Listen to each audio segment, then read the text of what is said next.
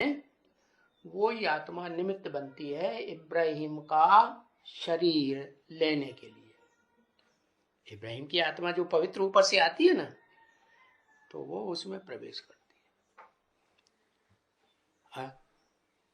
और जो आत्मा सतयुग के आदि प्रिंस की बुद्धि खराब कर सकती है, तो जो प्रवेश करेगी उसकी आत्मा बुद्धि खराब नहीं होगी है?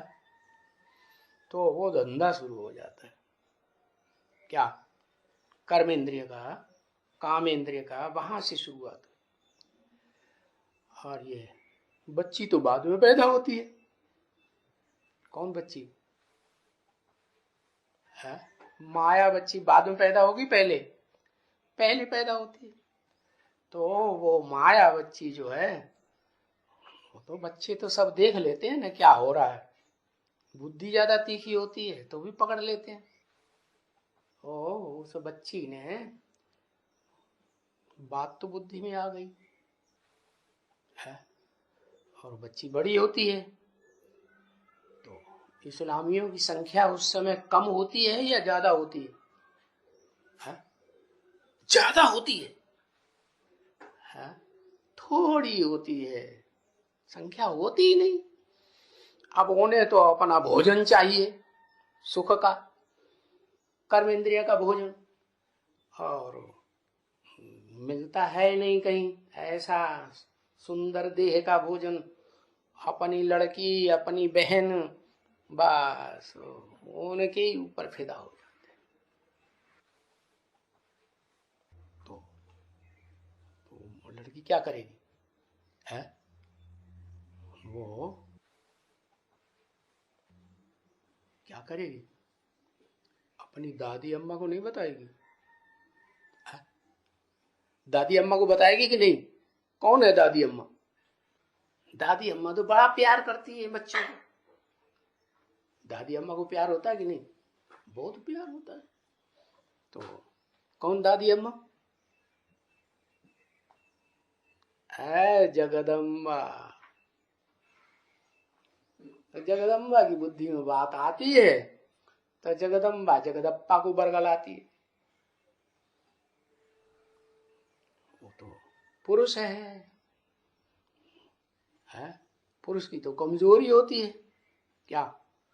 द्वैतवादी द्वापर युग से जब आत्मा नीचे उतरती है तो कमजोरी आती है कि नहीं?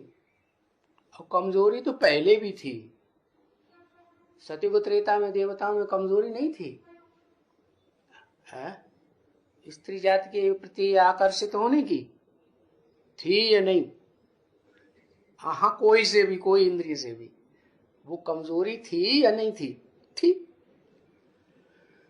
तो वो कमजोरी जो है वो प्रजापिता को पकड़ लेती है और वो बरगलावे में आ जाता है। तो उसने तो सीखा हुआ है संगम युग से ही। शिव बाबा ने क्या सीख दी है?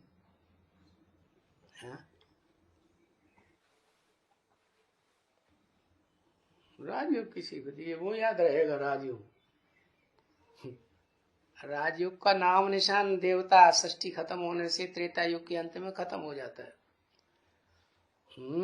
याद में रह के कर्म करो। वह याद किसकी याद में रह के कर्म करेगा है? देव आत्माओं को त्रेता के अंतिम जन्म में याद रहता है कुछ? आधा विनाश हो जाता है। भगतड़ में कुछ याद रहेगा? कुछ भी याद नहीं रहता। तो एक बात बाबा ने सिखाई, एक ने कही दूसरे ने मानी, तो बस अब अपना अटैचमेंट तो है ही, पहले से ही है। तो बस बात मानने में क्या देर लगती है, मान ली। लेकिन जो संगम युग से प्रैक्टिस पड़ी हुई है राजयोग की, वो द्वापर युग शुरू होते ही एकदम खत्म हो जाएगी। राजयोग से राजाई करने की और श्रेष्ठ राजा बनने की प्रैक्टिस है या भ्रष्ट राजा बनने की प्रैक्टिस है? श्रेष्ठ राजा। तो वो आत्मा जो है वो तो बलात्कार नहीं करती, लेकिन शुरुआत कौन करता है बलात्कार की? देह का बल प्रयोग कौन करता है? देह की कर्मेंद्रियों का बल कौन प्रयोग करेगा? पहले पहले द्वापर युग से, द्वैतवादी द्वापर युग से। हाँ, इब्राहिम किया तो। और उस हरकत को जो बुद्धि की तीखी बच्ची है उसने पकड़ा और उसने जाकर के दादी अम्मा को बता दिया।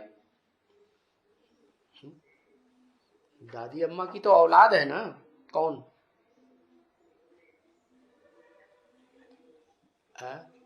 हाँ, वो जो इब्राहिम का आधार मूर्त बनता है ना, वो दादी अम्मा की औलाद है ना। तो बस वो माया का काम शुरू हो गया। माया सबसे ज्यादा पावरफुल हुई या रावण ज्यादा पावरफुल हुआ? रावण कहते हैं पुरुष प्रकृति को और माया कहते हैं स्त्री प्रकृति को। तो राज्य किसका कहा जाए? मायावी राज्य शुरू हो गया। तो बताया वो मायावी राज्य शुरू होते होते 2500 वर्ष के बाद नीचे नीचे गिरते गिरते एकदम सारी सृष्टि में वही मायावी राज्य शुरू हो जाता है। माया किसे कहते हैं? माया छुप के काम करने वाली होती है या प्रत्यक्ष काम करती है? छुप के काम। तो वो कर्मेंद्रिय से जो काम संसार में चल रहा है वो चोरी से चल रहा है। क्या? भ्रष्ट कर्मेंद्रियों का कार्य। वो कोई भी धर्म वाला हो, क्या वो चोरी से चलता है।